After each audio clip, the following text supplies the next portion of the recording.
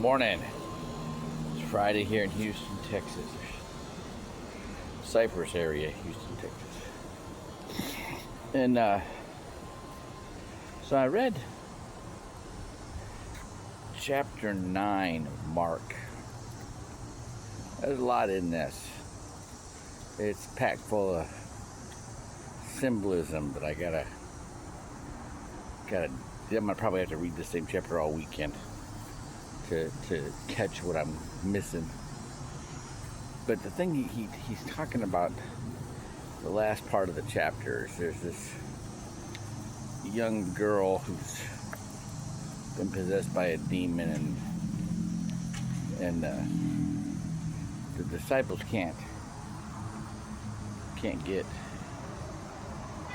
her out, get it out of her, and they bring her to Christ, and he's like, how much longer am I going to put up with you? And then he does it, right? And she goes into a spasm and convulsions, and finally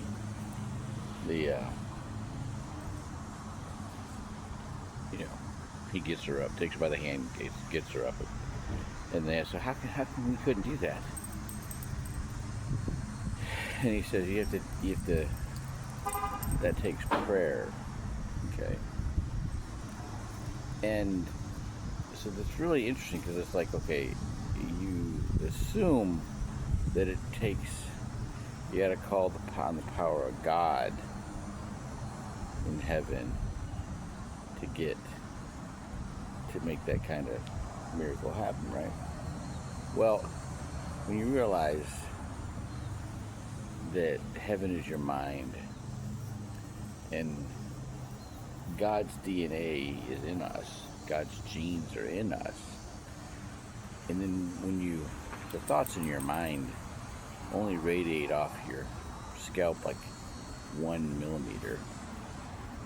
All right, it's your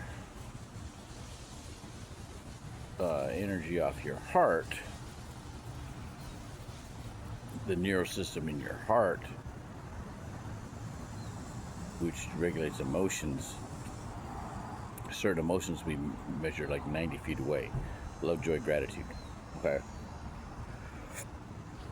And that we have God's DNA in us, we have to activate it. We have to consciously, isn't that interesting?